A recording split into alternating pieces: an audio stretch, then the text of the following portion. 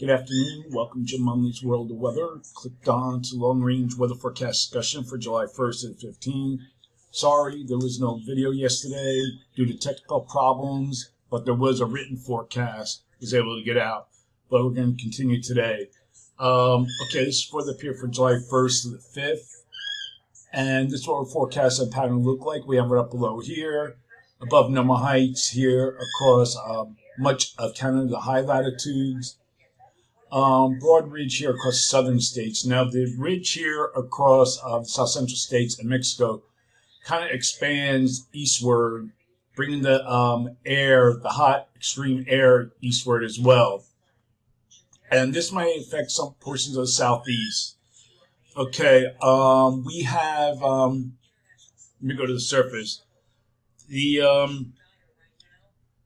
I just want to say the temperatures across this area here are forecast to be above 100 with heat indices about 115.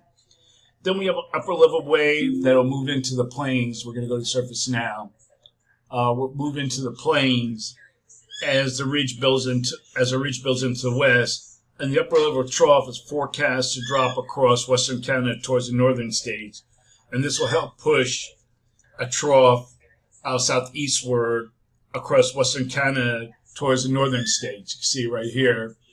Okay, so this will push a frontal system into the plains, into the Midwest. Right here. Whoops. GFS shows it right here. All right.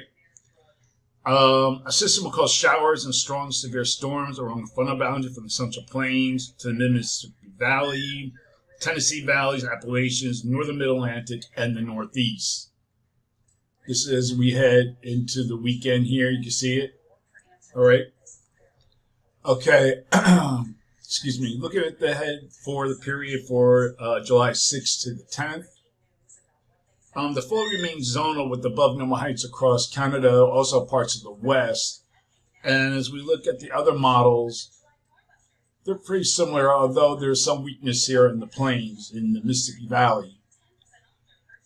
So, all in all, the pattern is generally the same, expecting above normal heights across much of the high latitudes. Here's our ridge across the southern states. So, for this forecast period, I'm calling for above normal temperatures here, and I'm calling for anomalies to be as high as 8 to 15 degrees above normal in some locations.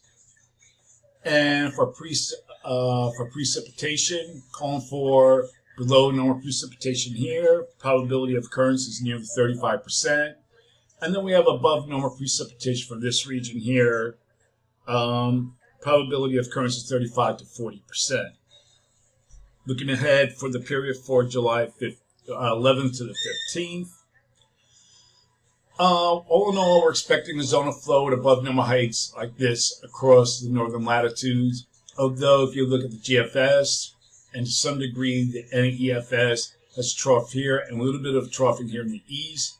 GFS has weakness or a trough here across the northern plains. And that's about it with the upper low here across Hudson Bay. So I think for this forecast period, I think the pattern is going to look more like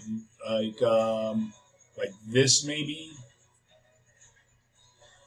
So for this forecast period, I'm calling for above normal temperatures here, and I'm calling for anomalies to be near at least 10 degrees above normal, mainly across the red areas here.